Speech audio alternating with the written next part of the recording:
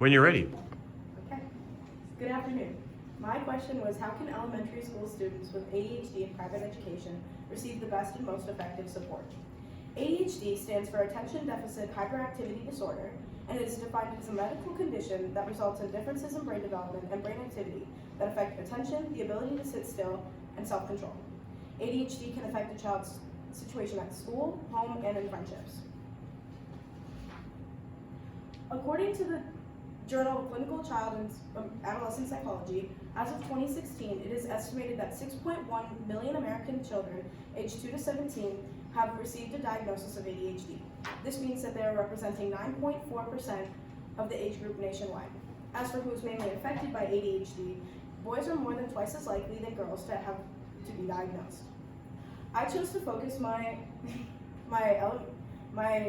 age group towards elementary age students because they are in the critical stages of learning and development. This is also an age where ADHD symptoms begin to surface. You may have heard something before about early education and intervention, and in a joint study by professors and clinical psychologists from the University of Washington and the University of Colorado Boulder, it was found that the children who received a diagnosis at a younger age had improved early childhood functioning, lower teacher-rated behavioral problems, higher teacher-rated academic skills, and lower reported risk for risky behaviors and drugs as they grew older. The main research gap that I chose to investigate was the difference in resources from public to private education. Private schools receive no federal or local funding attributed towards neurodivergent students, whereas public schools are allotted funds specifically for helping students in these areas. This leaves families to follow other leads and seek out schools with disability programs or tutors that can cater to their specific needs. So, without an abundance of hand-on resources from school administrators, the treatment plan for elementary school students and their family are left with a lot of unknown decisions. This led me to the research that I conducted. My conclusion became clear. Individuals have their own experiences with ADHD very differently, so it's hard to classify one symptom having a direct solution and applying it to each child with their multitude of symptoms, leaving me with more questions than I even started. So then I looked at how can students receive the best care in the things that I have at hand. These ideas brought me to my AP research solution. Contributing to the information I have gathered and obtained in an easily accessible way for students, administrators, counselors, parents, and families may look to regarding for information about their child in the Twin Cities. This website is fully interactive and creates information about understanding ADHD, the neuroscience of ADHD, the focus on the Twin Cities, its available aid, symptoms, treatment, and a conversation with professors from the University of Minnesota, as well as my research process.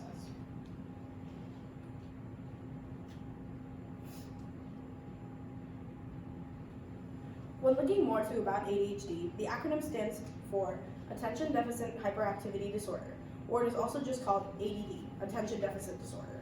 They are used interchangeably, but also mainly when the person doesn't present any hyperactive symptoms. Neurodiversity means that an individual has a condition outside the norm of brain functions and they have to adjust to the world around them. The three major types of ADHD are impulsive, hyperactive, inattentive and distractible, and combination type. The impulsive hyperactive type is actually the least common type of ADHD, and is characterized as impulsive and hyperactive behaviors without the inattention or distractibility. And when it comes to inattentive and distractible types of ADHD, it's characterized with predominantly the inability to focus and distractibility, again, without the hyperactivity. And lastly, the most common type of ADHD is combination type. This is characterized when they are a melting pot of all four of these. Since the majority of my focus went towards implementing different methods in a classroom setting, it is important to know what an IEP and a 504 accommodation plan is. An IEP, or an individualized education plan, is eligible for students with learning disabilities, and it outlines educational goals and how to achieve them. It is a program developed to ensure how a child who has a disability identified under the law is attending an institution that receives specialized instruction and related services. The 504 plan is a plan developed to ensure that a child who has a disability identified under the law can then receive access to success in their learning environment. Segueing into our next section, while covering the important terms, is executive function. Executive function is defined as a range of mental processes that manage how brain activities allow us to get things done, such as setting and achieving goals. How does ADHD work? In the brain, neuroscientists have found that deficiencies in specific neurotransmitters underlie many common disorders, including anxiety, mood disorders, anger control problems, and obsessive compulsive disorder.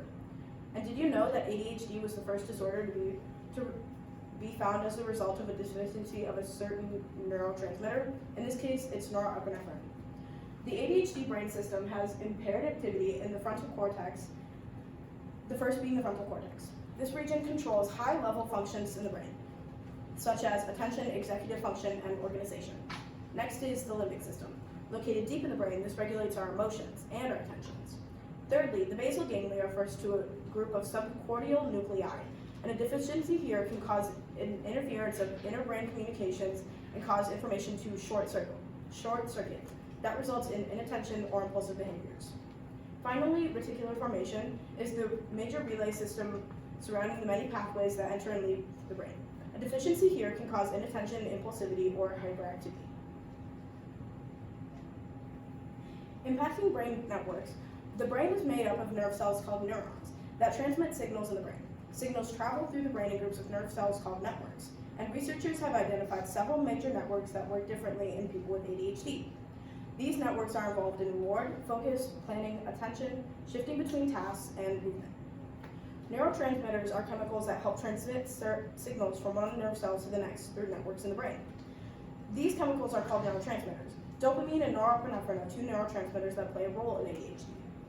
And while scientists have shown that there are differences in brain size networks, neurotransmitters, and brain development with children in ADHD, we do not fully understand how these differences lead to the cause and symptoms of ADHD. Treatments for ADHD are thought to work in parts by altering the levels of neurotransmitters and changing how the networks function. In this image, we see how a brain is connected in something similar to a metro or subway routes. Stations like the supplementary motor cortex in the peach color carry trains of cars of information with executive function or attentional networks.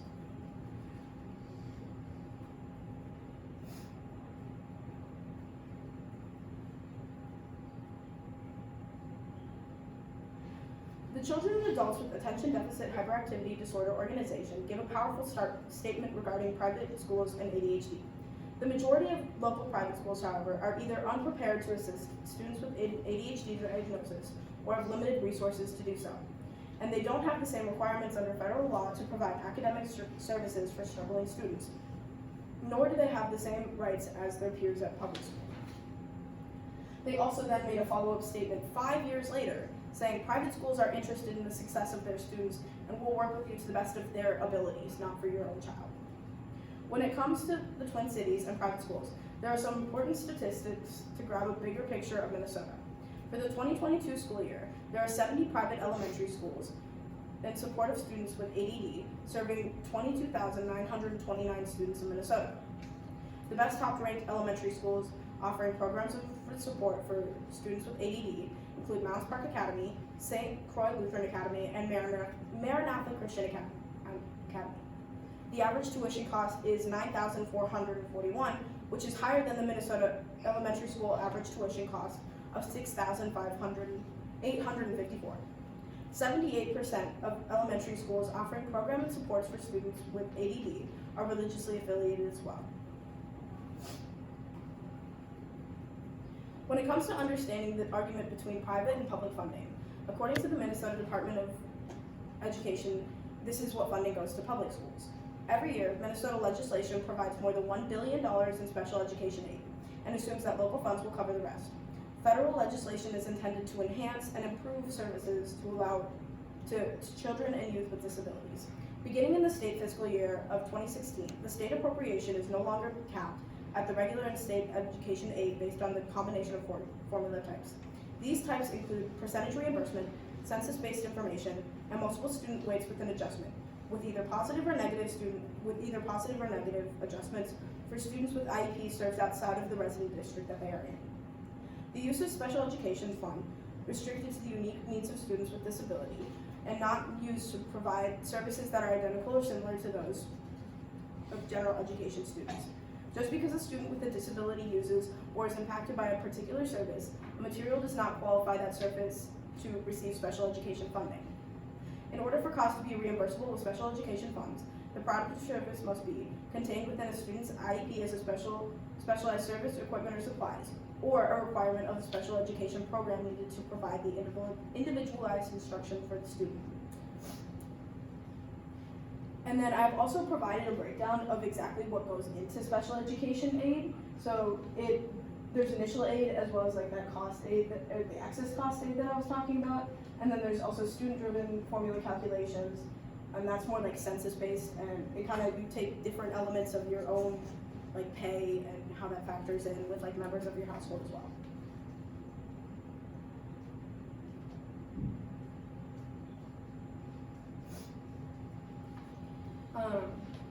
Skipping here to our symptoms page, it's really important to reference back to the earlier statement that I made, that early intervention is wildly important to the overall health and well-being of an adolescent with ADHD. Here we can see,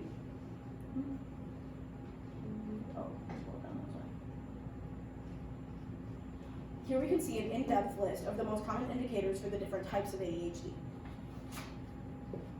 Specific treatment for a child with ADHD will be determined by a child's doctor based on age, overall health and medical history, extent of a child's symptoms, a child's tolerance for specific medications or therapies, expectations for the course of the condition, and a parent or guardian's opinion or preference.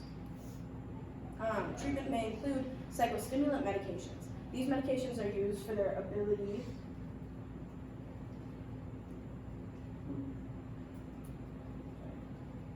psychostimulant medications. These stimulants are used for their ability to balance chemicals in the brain and prohibit the child from maintaining attention and controlling impulses.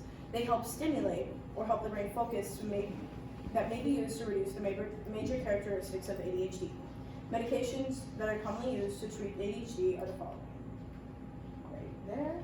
And then psychostimulants have been used to treat childhood behavior disorders since the 1930s and have been widely studied. Traditional immediate release stimulants take effect in the body quickly, working for 1 to 4 hours and then eliminated from the body. Whereas long-acting stimulant medications are also available, lasting 8 to 9 hours and requiring a daily dosing. Doses of stimulant medications need to be timed to match the child's school schedule to help the child pay attention for a longer period of time. And common effects may include, but are not limited to, the following: insomnia, decreased appetite, stomach aches, headaches, jitteriness, rebound activation. Rebound activation is actually when the effect of the stimulant wears off and the hyperactivity or the impulsive behaviors increase for a short period of time. Most side effects of the stimulant use are mild and decrease with regular use and respond to dose changes as well. According to the United Kingdom's Education and Development Forum, here are 4 ways to support neurodiversity in the classroom. 1. Welcoming different ways of learning. Neurodiversity exists in many classrooms, and in order to make learning accessible for every child, teachers need to consider different learning methods. Children who think differently to the majority of the class may find certain subjects or learning styles tough. 2. Recognize a child's strengths. Many neurodivergent people have specific and significant strengths, so as well as working with the things that they find with their pupils difficult, is remembering to praise them for the areas in which they thrive.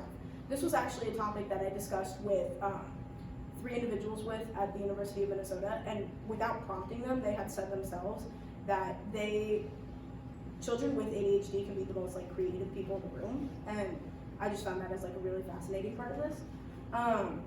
3, consider and use parental engagement. If teachers are struggling, then they should ask parents and caretakers how to support their child in the classroom. Family members can give plenty of insight into how their child reacts to certain learning styles, as well as communicating with their teachers as they pass through different grade levels. And then finding specific neuroscientific CPD training, and it's also important for this because then when they have professional training, then they're able to update their understanding around neurodivergence. Okay. And then this last part was if you go back on the header here, then you look actually. Right here.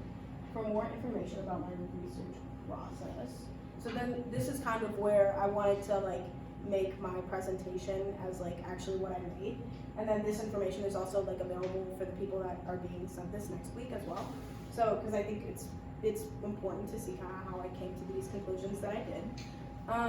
And so my research question again was, how can elementary school students with ADHD in private education receive the best and most effective support? My initial project goal was in the fall of 2021. I wanted my project to take a very simulation-like path or research method, and I almost immediately discovered that this was not possible, since every individual experiences ADHD in a very deep and complex way. Pardon the interruption for the afternoon announcement. Let's wait for him. We'll just pause. Yeah. In the Benedictine tradition, let us take a moment to listen with the ear of our heart.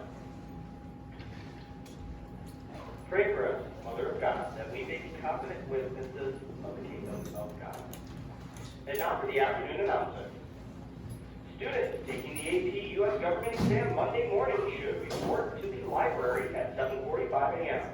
Students with extended time should report to the library conference room at 7:45.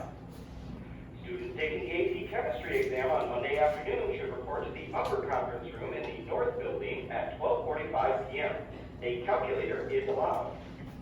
Students taking the AP Spanish literature exam Monday afternoon should report to the theater stage at 12:45 p.m. Students with extended time should report to the College and Career Center earlier at noon. All students taking exams should bring a number 2 pencil and a pen. This is a reminder that the Presidential Volunteer Service Award applications are due on May 4th. Talk to your theology teacher or Ms. Lenhart Murphy for an application. Boys volleyball practice is canceled for tonight. Please see your email from Coach Becker. And these students have messages in the main office. Elliot Bitter, Don Charles Daniels, Gretchen Cole, Brooke Kelly, and Kaya Gilliam. You're going to leave. That is all for announcements. Have a wonderful night.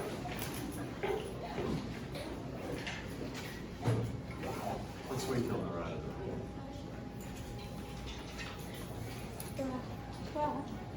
Thank you. Since every individual experiences ADHD in a very deep and complex way, a learning plan isn't feasibly possible since many individuals would fall far outside of that spectrum.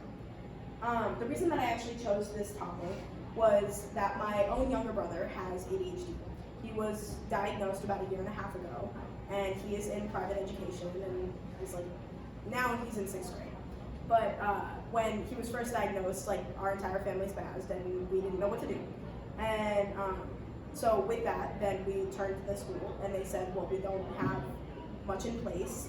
And that's kind of when I started connecting that private schools don't have the same kind of resources that public schools did, because when his friend also got diagnosed with the same thing, it was a completely different situation.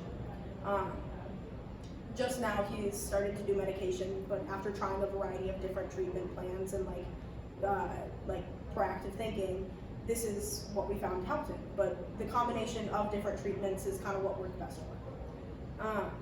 And that's kind of what furthered my interest in this topic. And in the future, if given more time, I'd absolutely love to broaden the range of what I talked about.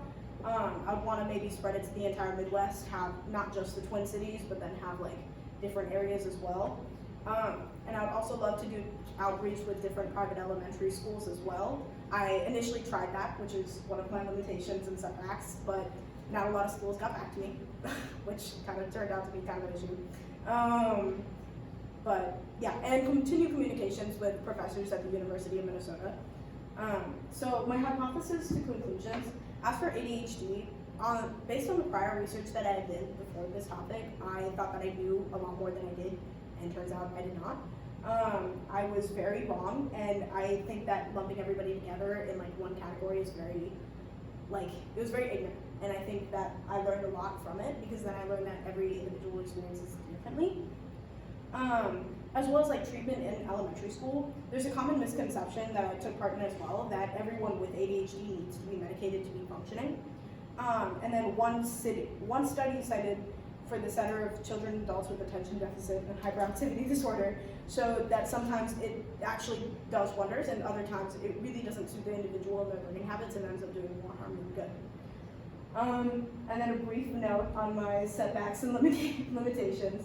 I would want to email communications with other schools did not go well. I had one school reach back to me, and I had an interview with her, and she was actually listed from Maranatha Christian Academy, so she taught me a little bit about like what a school that focuses in it can do, but I didn't get much from the schools that didn't focus in it because they didn't take the time.